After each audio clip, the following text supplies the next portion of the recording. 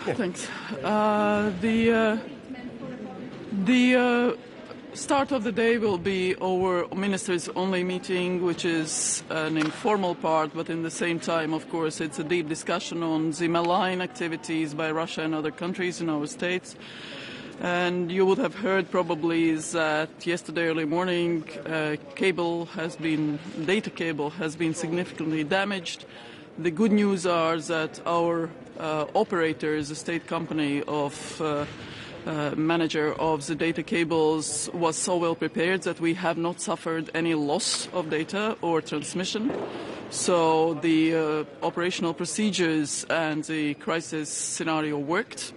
In the same time, of course, as we saw, there was a day-long effort to clarify which ship has been responsible. So we have certain progress, but I cannot explain in detail because, of course, it's classified information.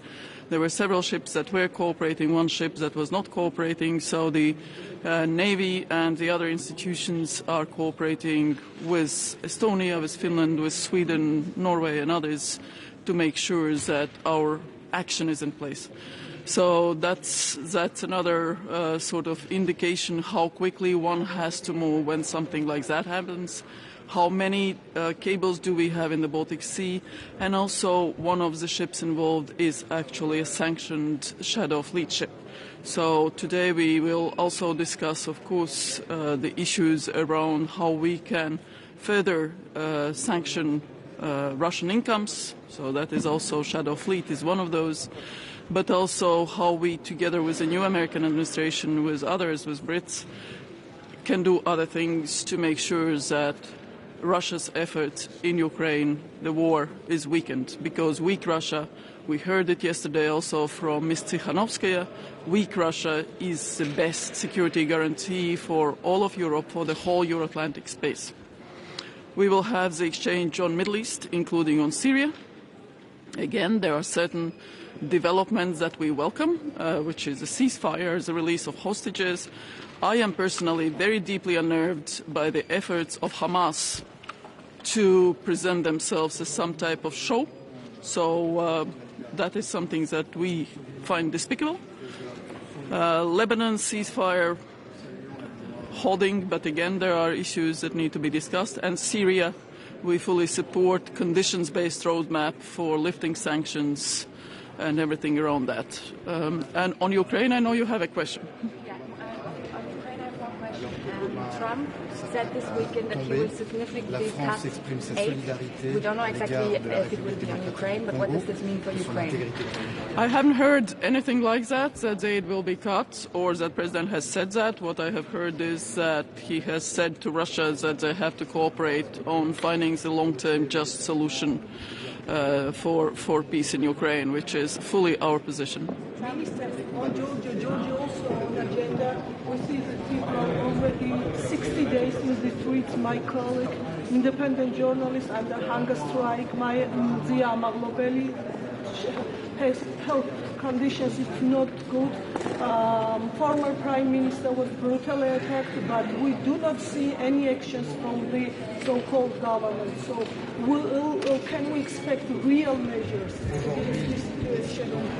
Again, on the EU side, we have done certain actions, which is essentially changing the visa regime with the government officials, with the public officials.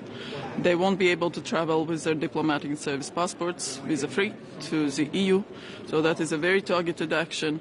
And they themselves, but also the EU has said that EU support is not going to go to any government-related activities or agencies. Unfortunately, they are not respecting the will of people currently, what we are seeing in terms of European future, in terms of the demonstrations on the streets of Tbilisi. We, in Latvia, we have put a number of government officials, a number of those who have suppressed this peaceful process, who have attacked journalists, on so-called non-entrance list in Latvia, and so have the other European countries. So there is a pressure, but there is also clearly the door open for the European future if the people's will is respected. What do you think of the trouble to renew sanctions package due to one member state? I believe we will find a solution to that. Minister, one question concerning Syria. You are watching what's happening closely, but we saw widespread violation against minorities around the center city of Paphos. You have delegation there watching, and you are watching closely what the new leader is doing. Are you aware of this, and what's your reaction? There are various signals and various information also on the women's rights and others. So, as you say, we are gathering the information, and most of all, there is a coordinated engagement with Syrian authorities.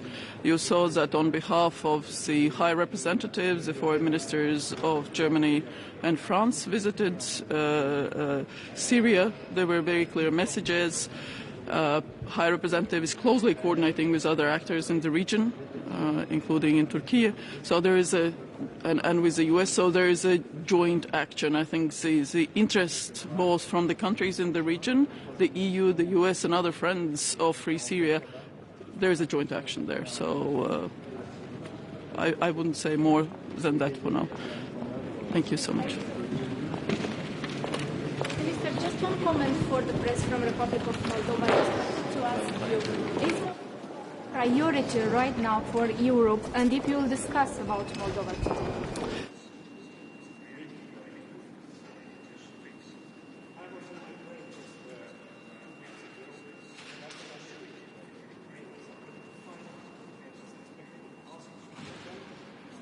terme de l'accord qui doit permettre la libération de tous les otages, notamment des 2 otages français, Pierre Calderon et Général Adel, qui doit permettre de Good morning, everybody. So, yesterday we had a good evening with Belarusian leader Svetlana Tikhanovskaya. We were talking about the sham elections that happened in Belarus, and of course we are standing with the Belarusian people. Belarus is still high on the European agenda. Today in the morning we will have a discussion over hybrid threats. We see things happening in the Baltic Sea. We see hybrid action all around Europe. We need to raise awareness. We need to discuss what more can we do in order to avoid this. Then we have a discussion on Ukraine. I expect a decision to roll over the sanctions we have. And then, of course, it is good that we discuss what more can we do, putting pressure on Russia to end this war. It's also good that President Trump has put the pressure on Russia to say that it's in their hands to end this war. And then, of course, Middle East, a lot is happening there. We have the ceasefire in Israel-Palestine. It is, of course, a welcoming step. We have, it is a first step, and we need to build for a more lasting peace. We are working towards also helping Palestinians in Gaza. We are ready to redeploy our mission to Rafah border crossing so that humanitarian aid would reach Gaza.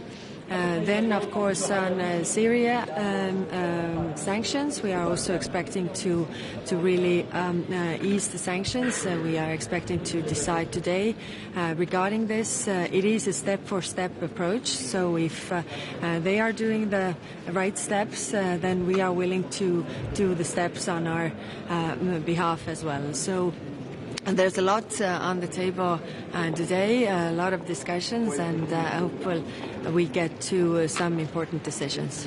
The question in Syria is EU ready to ease the sanction in Syria after the fall of Assad? And how is the current relation between the EU countries, EU institution, and the new rulers in that sense? We expect to reach a decision today to put together a roadmap to ease the sanctions. So it is clear that we go step for step. So we start with the sanctions that they need most to really start the build-up of the country, and then we see if the steps are going to the right direction. We are also willing to make steps on our behalf. Can you confirm that the meeting of the Prime Minister is to take place in Paris in February, and Marco Rubio and the Foreign Affairs of Ukraine will take part in this meeting?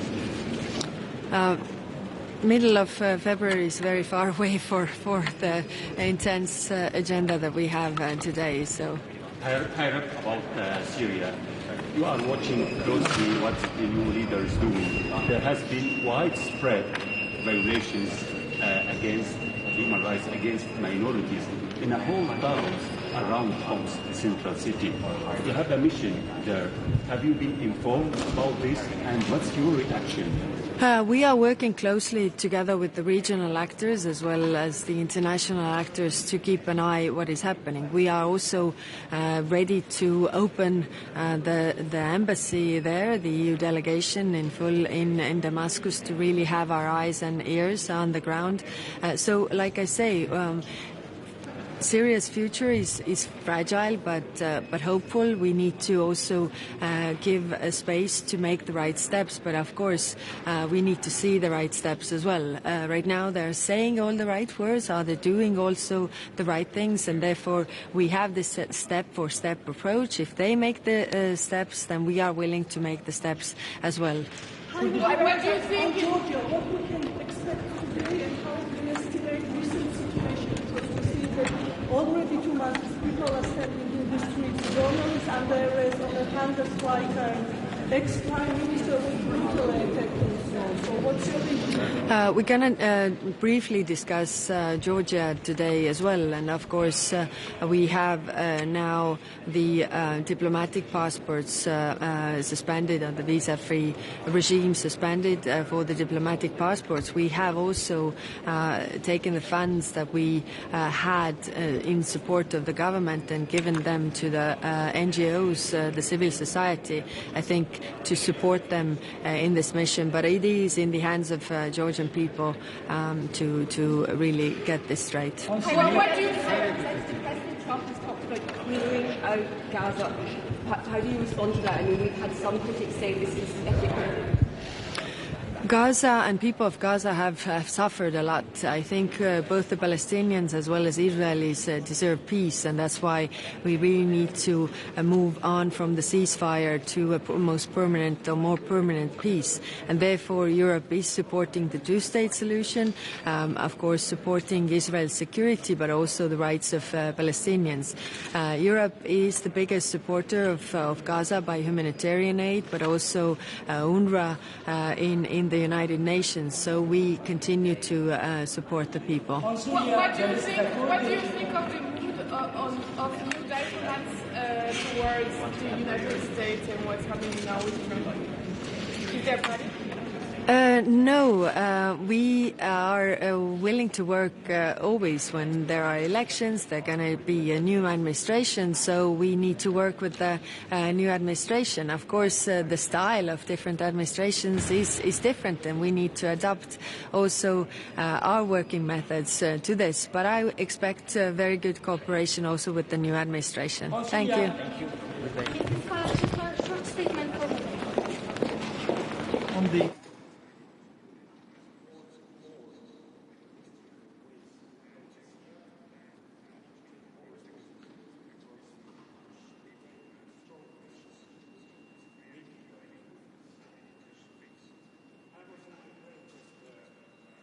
to ask you what are the main priorities of Europe regarding the Republic of Moldova, and especially if Estonia can help us with the Russian interference, especially because we have parliamentary elections soon.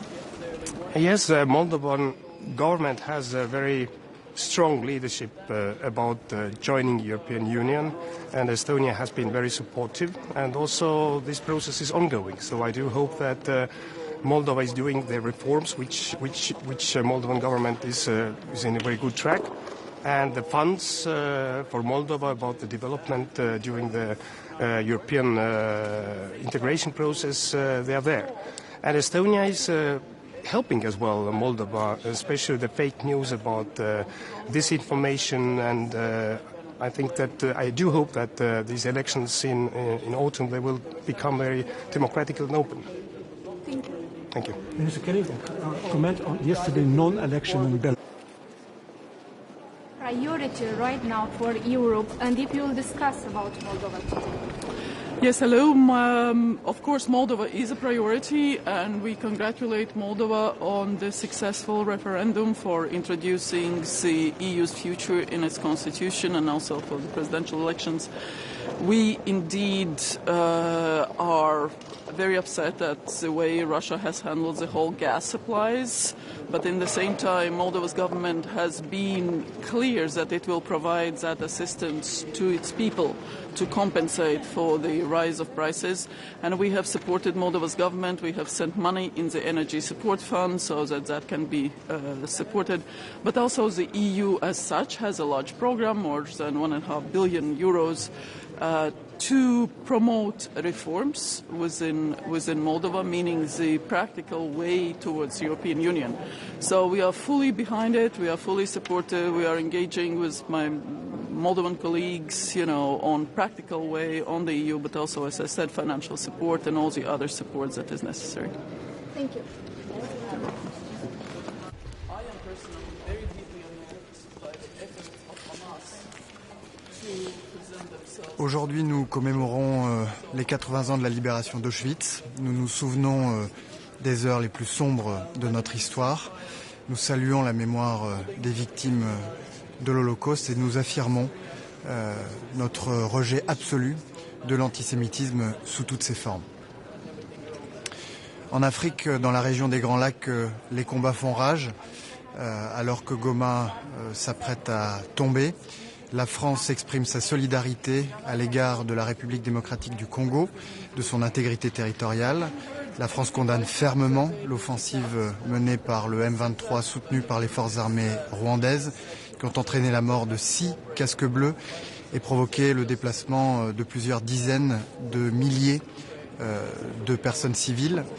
Les combats doivent cesser et le dialogue doit reprendre. C'est en ce sens que la France s'est exprimée hier au Conseil de sécurité des Nations Unies. À un mois du 3e anniversaire du début de la guerre d'agression russe en Ukraine, l'Europe continue de soutenir les Ukrainiens pour leur permettre d'entrer, au moment où ils le jugeront opportun, dans des négociations de paix en situation de force. Aujourd'hui, nous décidons de renouveler le régime de sanctions qui a permis de priver la Russie de Vladimir Poutine de 400 milliards d'euros, c'est-à-dire de le priver de l'équivalent de 3 années de financement de son effort de guerre. Nous allons également sanctionner 3 citoyens russes, 2 citoyens de 26 ans, un citoyen de 45 ans, qui se sont rendus coupables d'attaques cyber qui ont visé et déstabilisé l'Estonie. Et puis nous annonçons un paquet de soutien à l'égard de la Moldavie, qui fait l'objet d'une asphyxie énergétique de la part de la Russie, qui entend, comme elle l'a fait à de nombreuses reprises ces derniers mois, perturber le débat démocratique et les processus électoraux dans ce pays qui aspire à rejoindre l'Union européenne. Au Proche-Orient, le cessez-le-feu au Liban et l'accord que la France a obtenu de haute lutte aux côtés des Américains est prolongé jusqu'au 18 février. La France déplore les pertes humaines provoquées par les tirs israéliens qui ont eu lieu hier et appelle à un respect de l'accord de cessez-le-feu qui doit conduire à un retrait complet des forces israéliennes au sud du Liban et à un désarmement complet du Hezbollah au sud de la rivière du Litani. En Syrie, pour la Syrie, nous allons décider aujourd'hui de suspendre certaines sanctions qui s'appliquent au secteur de l'énergie, du transport ou des institutions financières et qui entravent aujourd'hui la stabilisation économique du pays et le démarrage du processus de reconstruction. Ces suspensions dans les sanctions doivent avoir pour contrepartie une transition politique qui associe toutes les Syriennes et tous les Syriens, ainsi que des mesures résolues pour garantir la sécurité et en particulier une lutte sans relâche contre toute forme de résurgence du terrorisme de Daesh, ainsi que la détection, la maîtrise et la destruction des stocks d'armes chimiques du régime de Bachar al-Assad. La France accueillera le 13 février prochain la 3e édition de la conférence d'Aqaba, associant les partenaires internationaux de la Syrie pour apporter ce soutien et veiller à la mise en œuvre des mesures de transition politique et d'assurance s'agissant de la sécurité, puisque c'est aussi la sécurité des Européennes et des Européens, des Françaises et des Français qui se joue en Syrie. À Gaza, nous accueillons avec beaucoup de soulagement cette première phase du cessez-le-feu qui a permis des premières libérations d'otages. Nous appelons toutes les parties à respecter les termes de l'accord qui doit permettre la libération de tous les otages et notamment des 2 otages français, Ofer Calderon et Ohad Yalomi, qui doit permettre aussi de mettre fin à cette guerre qui a trop duré et qui a fait tant de victimes et ouvrir un chemin vers une solution politique seule susceptible d'apporter la paix et la stabilité dans la région. Il faut que l'aide humanitaire puisse désormais être acheminée sans entrave dans l'enclave. Et de ce point de vue-là, l'UNRWA doit pouvoir continuer à exercer sa mission essentielle en soutien des populations civiles. Dans quelques semaines, les gendarmes français et européens de la mission OIBAM seront déployés à Gaza pour pouvoir assurer le bon fonctionnement du point de passage de Rafah. Enfin, s'agissant de l'Iran, la France condamne les conditions de détention arbitraire des otages français détenus sur place et dont les conditions sont assimilables en droit international à de la torture. Nous avons appelé nos ressortissants à ne plus se rendre en Iran, nos ressortissants de passage là-bas à revenir en France.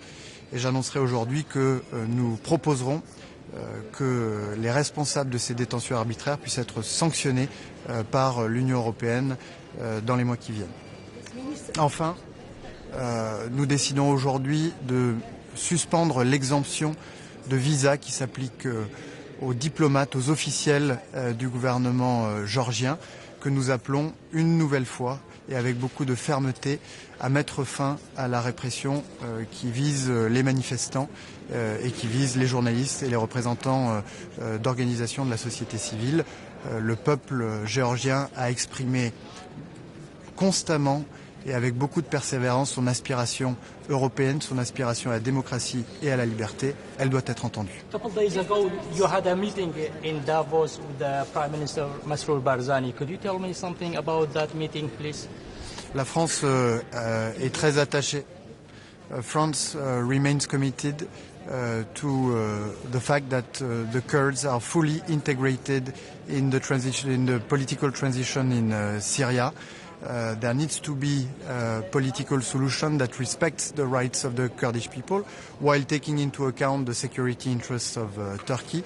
But this needs to be a peaceful process that respects and takes into account the fact that the Kurds have played a significant role in the fight against ISIS and in the fact that the terrorist fighters of ISIS are now placed in prisons rather than spreading insecurity in Syria and Europe. Qu'est-ce que vous pensez du blocage des sanctions du renouvellement des sanctions par un seul pays membre? Je vous l'ai dit, aujourd'hui les sanctions seront renouvelées. Elles ont permis de priver Vladimir Poutine de 400 milliards d'euros, c'est-à-dire l'équivalent de 3 années d'efforts de guerre. Elles ont prouvé leur efficacité et elles vont être maintenues et se poursuivre. Je vous remercie. Merci beaucoup.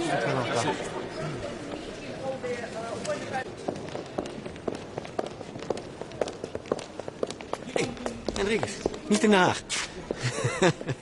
Oké. Hey. Ik spreek vandaag over de relatie met onder andere de nieuwe president van de Verenigde Staten. Ja. Die heeft zich deze week nogal hard uitgelaten, richting onder andere de Deense premier Frederiksen. Wat vindt u daarvan? Ja, daar gaat het over berichten die uitgelekt zouden zijn. En dat ga ik niet bevestigen of ontkennen wat daar precies is besproken.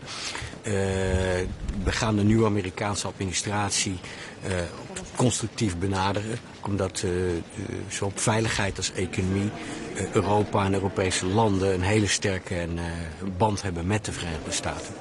En wat vindt u aan het voorstel dat Trump heeft gedaan aan de ministers aan de leiders van Egypte en Jordanië om 1,5 miljoen Gazanen op te nemen? Nou, het is van belang dat Palestijnen binnen Palestijns gebied kunnen blijven. En dat binnen die grenzen Gaza ook weer wordt opgebouwd.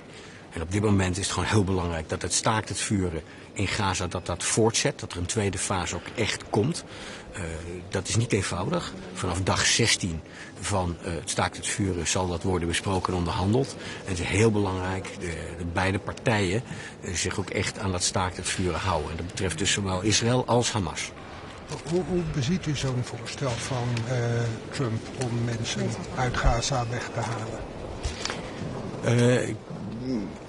Hij doet wel vaker bouwde uitlatingen, die nemen we ook altijd serieus, maar hoeven niet altijd letterlijk te nemen. Waar het om gaat is hoe ook de Amerikaanse begeleiding van dat staakt het vuren, samen met Qatar en Egypte als begeleiders, hoe dat ook kan voortzetten. We hebben gezien dat er toch wat hobbels waren bij afgelopen weekend rond de vrijlating van een aantal gijzelaars. En dan gaat het met name over 1 vrouwelijke gijzelaar die in handen is van de Palestijnse Islamitic Jihad.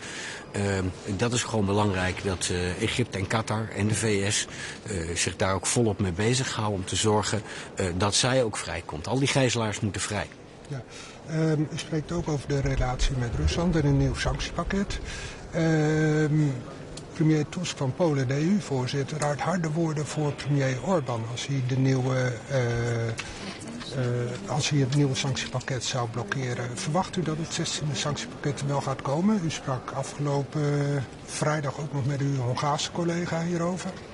Ja, ten eerste is het van belang dat de sanctiedruk op Rusland nu ook echt gehandhaafd wordt. Juist in deze fase is dat heel belangrijk. En u ziet ook dat president Trump wat dat betreft ook uitspraken heeft gedaan. Dus die moet nu worden gehandhaafd. Speculeren over opheffen daarvan, vervallen van die sanctiedruk, is spelen met vuur. Ik heb afgelopen vrijdag de Hongaarse minister van Buitenlandse Zaken opgebeld. En zei, wat is er aan de hand? Hoe kunnen we dit toch voortzetten? En ik heb goede hoop in dat dat gaat slagen vandaag. En u spreekt ook over het verminderen van sancties, sectorale sancties voor Syrië. Nu komen ook berichten naar buiten van het Syrische Observatorium voor Mensenrechten dat er de afgelopen 3 dagen 35 mensen standrechtelijk geëxecuteerd zouden zijn door strijders gelinkt aan het huidige regime van HTS.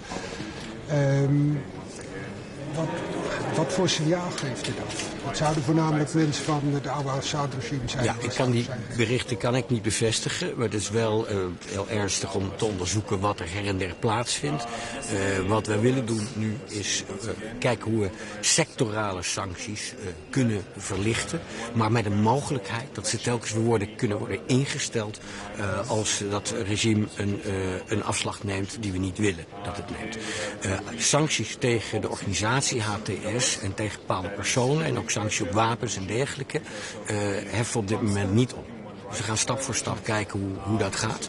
En blijven in een kritische dialoog met de nieuwe machthebbers. Ja, u gaat er wel vanuit dat dat is een deel van de sectorale sancties tegen Syrië vandaag worden opgeheven?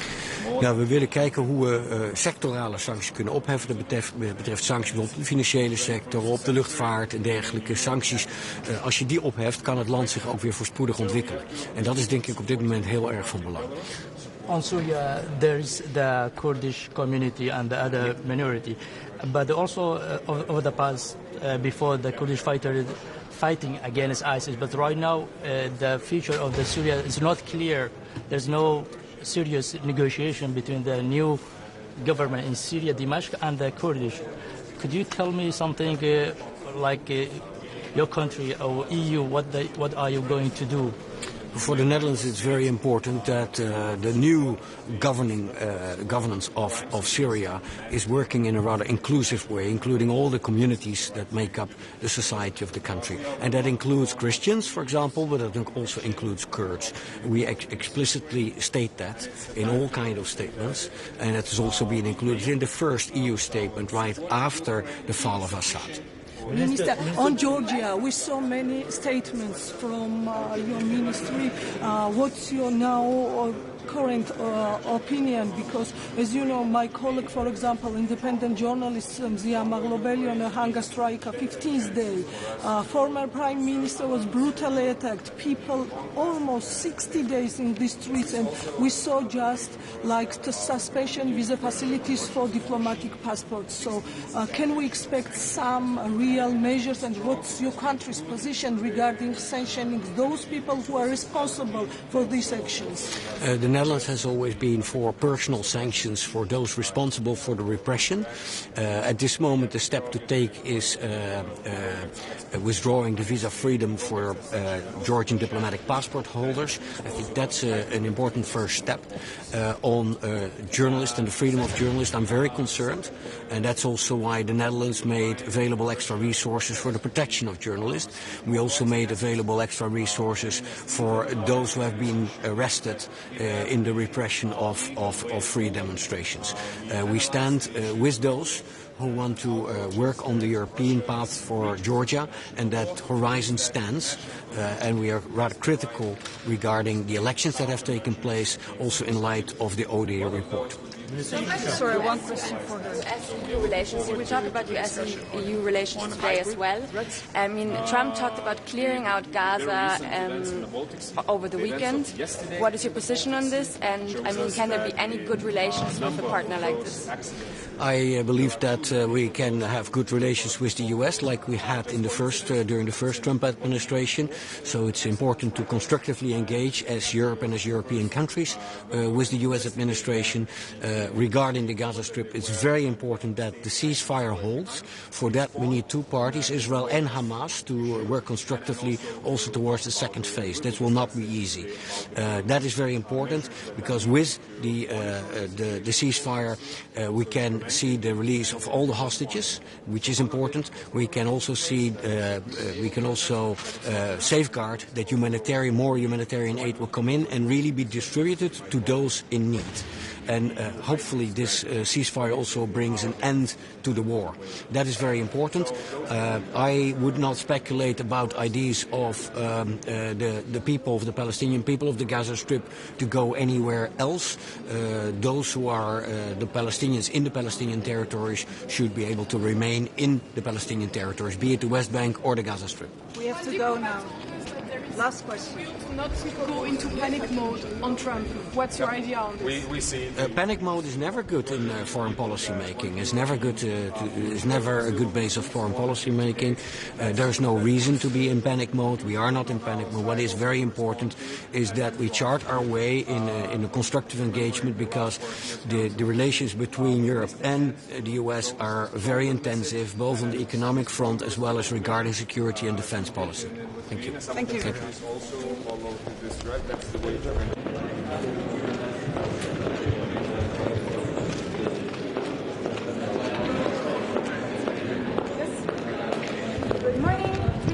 Good morning. Foreign Affairs Council will discuss about hybrid threats today. EU Commission is taking hybrid threats very seriously, such a recent one in the Baltic Sea. And I want to comment Latvian and Swedish authorities for their very quick action. Protection of critical infrastructure and also investigation of the incidents is responsibility of the Member States, but the Commission is willing and capable to support Member States. Our tools, they include operational support, financial support, and also information sharing. We are currently investing to new technologies and also very close cooperation with Member States, with the industry who often owns the cables, and of course NATO.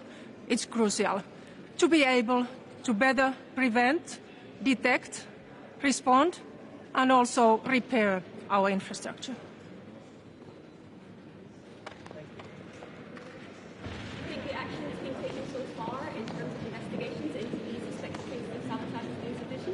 I think the authorities now in Latvia and Sweden, they were taking very, I think, swift action. And also during the Christmas time, we saw the same in Finland. So I think now we are better prepared already in the member states.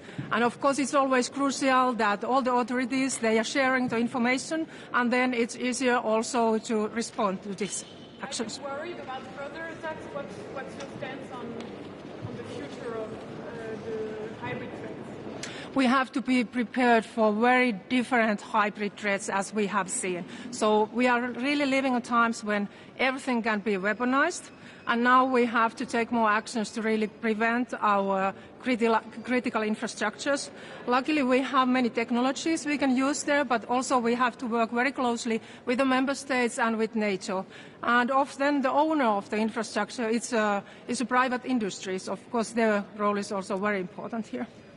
You say we're better prepared, but then you keep on hearing on these incidences when cables are destroyed and other infrastructure is destroyed. So are we really better prepared?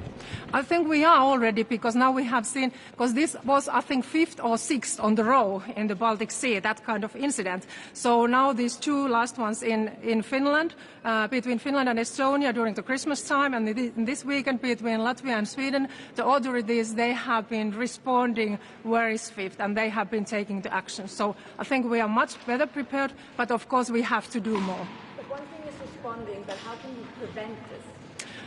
We are currently investing to new technologies where we can use cables, smart cables as sensors, and also we can use our satellites. And of course, we know also that NATO is currently having also operation on Baltic Sea.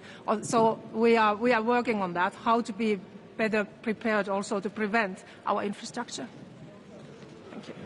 Minister, I have one question concerning Syria and Europe trying to contain the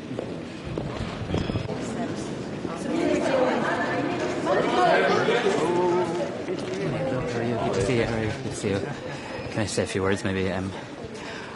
I'm very conscious that there's many people in Ireland still without electricity supply and without water, and I want to assure people that everything that can be done is being done to restore people to supply as quickly as possible. I really want to express my gratitude to the incredible crews who are doing so much work right across the country. We've gone from around over 750,000 people not having access to electricity to over 200,000 people now. But I am conscious as this goes on, the longer it goes on, the more hardship that imposes on people, and that's why we're carrying out a number of activities. As Minister for Defence, I'm very pleased to see the Air Corps has been assisting the ESB networks and continues to be available for any requests where we can help in a practical sense. I'm also very grateful to the Civil Defence, who have been carrying out a number of activities, particularly in the north and northwest of the country. And that support, both from the Air Corps, the Defence Forces and the Civil Defence, will of course continue in the days ahead. We're also very eager now to see these local authority emergency response hubs established. A number are now open, more will open, and our national coordination team will meet today at 12 o'clock to see what more can be done. Very pleased to be here at my first meeting of the Foreign Affairs Council. Of course, we're meeting at a time of much geopolitical uncertainty and challenge. I firstly want to obviously acknowledge and very much recognise that today is International Holocaust Remembrance Day, and it is so important and so vital that we pause and that we remember the absolute horror. How many people were murdered during this time? 6 million people. And today I will be announcing additional funding from Ireland for the Auschwitz-Birkenau Foundation as well, to continue to support the preservation of that site. We must never forget, and we must all say never again. And Ireland is very determined to continue to work to stamp out anti-Semitism in every way we can, both domestically and indeed at a European level. We have much on the agenda today. Obviously the Ukraine, a very serious situation continues there. We must absolutely maintain European solidarity. We need to see the rollover of the sanctions in relation to Russia. That's absolutely essential, and I think very good progress has been made on that this morning, and I welcome that fact. We need to obviously discuss the Middle East. I think we need to begin to progress the conversation about the status of the sanctions in relation to Syria, but any changes there I think will need to have a snapback mechanism. I think that's really important to provide the European Union with the assurances that we require. And of course in relation to Gaza, I very much welcome the fact that the ceasefire is holding so far, that we have seen the release of hostages, and that we are seeing a very significant increase in humanitarian aid, but we need to see so much more. And I think we need to all challenge ourselves on how we can do more. While I'm here today, I'll also have an opportunity to have a bilateral with the EU Trade Commissioner, someone who knows Ireland very well from the Brexit days, but wanted to have a very early engagement with him. I think it's absolutely vital that the European Union and the United States establish a deep, meaningful working relationship. The United States is reliant on foreign direct investment. It was before the US presidential election. It is after the US presidential election. And the US and the EU are dependent on each other, both before and after the presidential election. And now that President Trump is in office, it's really, really important that we engage intensively on trade and how we can do business together. And I welcome that we'll have a chance to talk about that as ministers today, but also that I'll have a bilateral with the Trade Commissioner. On the question of the Holocaust, do you think it was appropriate for President Higgins to talk about Gaza during his speech on the Auschwitz remembrance yesterday, given the sensitivities about linkage and equivalence to various historic events? So I think it was important that the President of Ireland attended the event yesterday. I think it's the 7th time he has attended an event, and this is always an event carried out with great solemnity and sensitivity. I believe yesterday's event was a very moving occasion, obviously for survivors and their families most particularly, and Minister Donoghue was there on behalf of the government. I understand there were a small number of people who protested, and of course people have a right to protest, but I think the President was very clear, as is the government, as are the people of Ireland, in calling out the horrors of the Holocaust and making sure we remember that we record that we acknowledge that each year, and of course people have a right to protest. But was it appropriate for Gaza to be linked to the Holocaust or mentioned in the same speech? I think the President was very clear in relation to obviously specific issues regarding the Holocaust and his absolute condemnation of the horror, the murder of the Jewish people, but also I think rightly mentioning the situation in the Middle East as well, but also calling very much for hostages to be released. I am conscious, though, that this is a very, very sensitive time, and I don't want to say anything to distract from that. You know, today is the 80th anniversary of the liberation of Auschwitz. Today is International Holocaust Memorial Day, and I think it's really important that we keep the focus on that. Minister, what about Syria? And I wanted to find out Department of Foreign Affairs. I'm not sure. Minister, I wanted to find out what you intend to do precisely in Syria, the situation going there right now.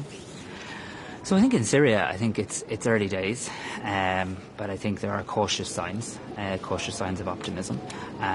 But it is important that we continue to engage. I don't think it would be a good scenario to have many other geopolitical actors and forces engaging with Syria and for the European Union not to be in a position to intensively engage. And I welcome the fact that a number of my counterparts have already visited Syria, a number more will in the days ahead. I think that is good. I think we're getting to the point where we can begin to have an informed conversation around the issue of sanctions. But I think it is vital that any discussion around that also has that snapback mechanism, so that if things do go off kilter, there is an ability to immediately reinstate the sanctions. I think that's a prudent way to respond. That's the starting point to which I come to this conversation. I think we also, in the time ahead, need to consider obviously issues around migration and the many Syrians who fled Syria right across Europe. But I think that is for another day. I think the priority now must be on engagement with the new Syrian authorities and making sure that as we consider the easing of sanctions, that there is that snapback mechanism. About Donald Trump's call for what he called the clear out of Gaza. I mean, given how strongly Egypt and Jordan have resisted the idea of pushing Palestinians into the Sinai or even into Jordan from the West Bank, how concerned are you about those comments? So firstly, I'd say President Trump I suppose, and his team were very much a party to the ceasefire agreement in terms of very intensive work, and I acknowledge that, the very intensive work that the Trump administration put in the days before President Trump assumed office. I think that was welcome, and I've no doubt that played a very significant role in helping to bring about a ceasefire that has now seen the killing and the bombing stop, that has seen the aid flow, and has seen hostages be released. And it's really important that ceasefire holds.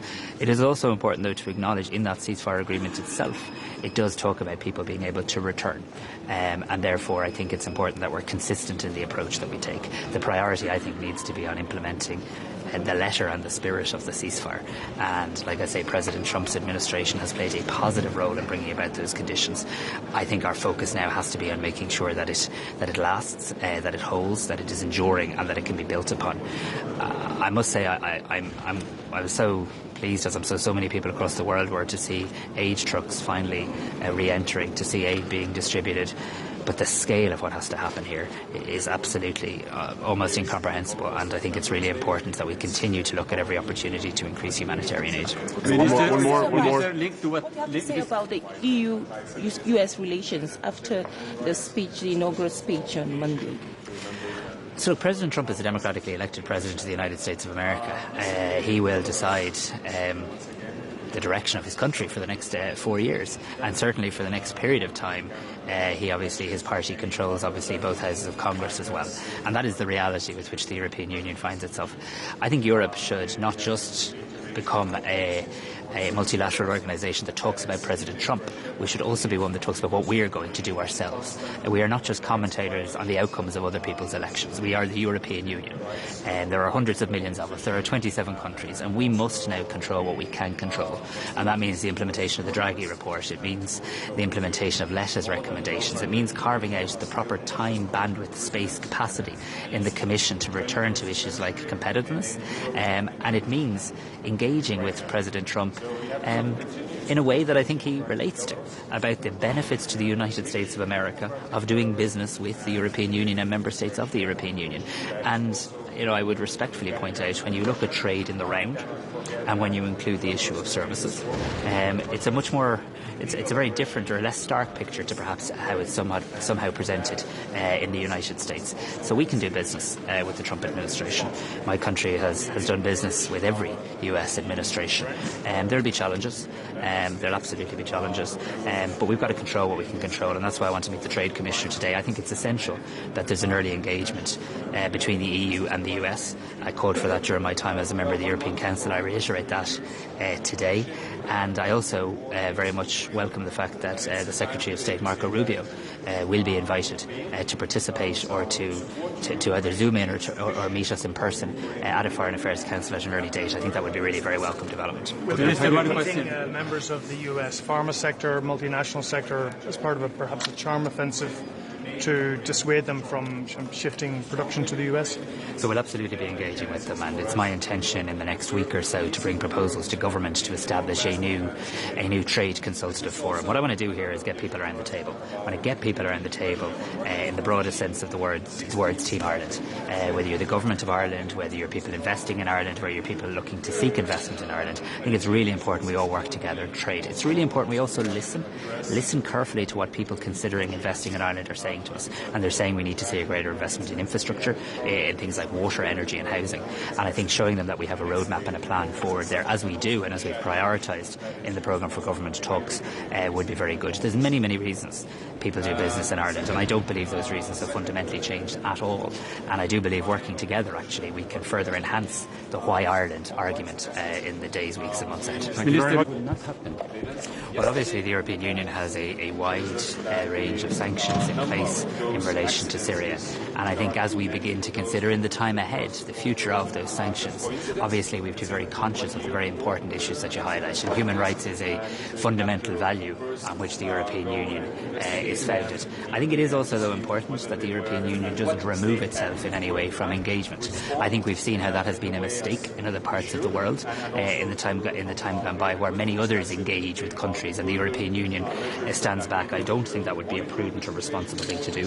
I think it's much better to engage, but of course engage based on our own values, and of course having snapback mechanisms in place if we make any decisions in relation to the removal of sanctions or the easing of sanctions in due course. Thanks very much. Thank you.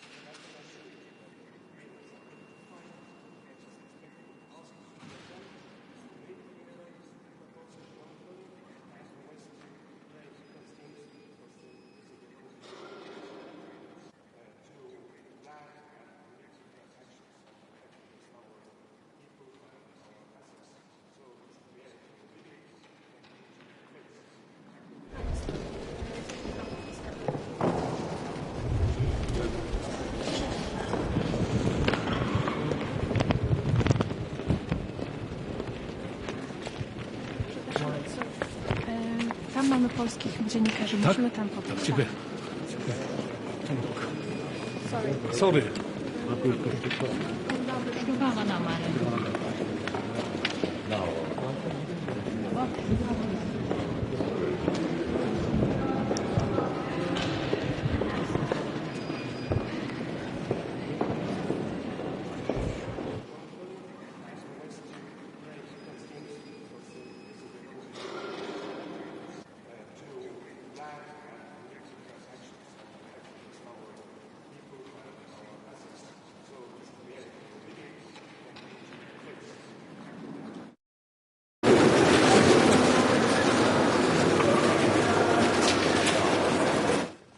Dzień dobry Państwu.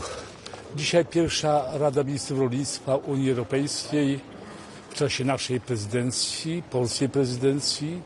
To duże wyzwanie, ale także wszelkiego rodzaju możliwości kierowania, wpływania, koordynacji, współpracy, wypracowywania pozycji Polski tutaj w Unii Europejskiej. Główne przesłania, wokół których będziemy skupiać dzisiejszą naszą dyskusję, ale nie tylko, to jest problem bezpieczeństwa żywnościowego. O tym dużo mówił także pan premier Tusk w czasie swojej wizyty w parlamencie w Strasburgu. Drugi obszar spraw to jest problem związany z uproszczeniem wspólnej polityki rolnej, temat ciągle aktualny, ciągle ważny i ciągle oczekiwany przez rolników. Trzeci temat to poprawa funkcjonowania rolników w łańcuchu żywnościowym, bo rolnicy w tym łańcuchu żywnościowym od pola do stołu są najsłabszym ogniwem, nie mają wpływu na ceny środków produkcji, nie mają wpływu na ceny sprzedaży, czy mają ograniczony wpływ, stąd tak ważna jest pozycja rolników, co też o co się bardzo mocno dopominali w czasie protestów, które rozpoczęły się na początku, jeszcze w 2023 roku, ale głównie ich nasilenie przypadło w roku 2024. I tymi sprawami będziemy się zajmować w czasie dzisiejszego posiedzenia Rady i w takim ujęciu bieżącym legislacyjnym, bo będziemy omawiać dwa wnioski rozporządzeń, które złożyła Komisja dotyczące wspólnej organizacji rynku, gdzie chodzi nam o wzmocnienie pozycji właśnie rolników w tym łańcuchu i także o transgraniczne wszystkie sprawy związane z ograniczeniem nieuczciwych praktyk handlowych, co jest wyjątkowo ważne. Także będziemy się zajmować sprawami związanymi z ochroną zwierząt, głównie w transporcie, ale także dobrostanem psów, kotów, identyfikacji tych zwierząt.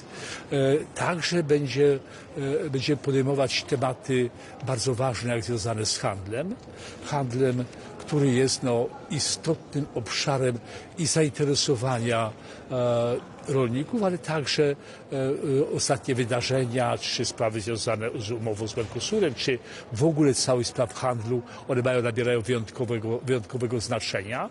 Oczywiście tutaj zawsze pamiętamy, że handel, to obowiązuje, to jest zasada w obie strony, że nie tylko kupujemy, ale także sprzedajemy. Należy o tym pamiętać, ale także będą wyjątkowo ważne sprawy, jeśli chodzi o handel, to my tutaj bardzo mocno wyraźnie stawiamy i mówimy do Komisji o potrzebie takiej pełnej analizy udzielonej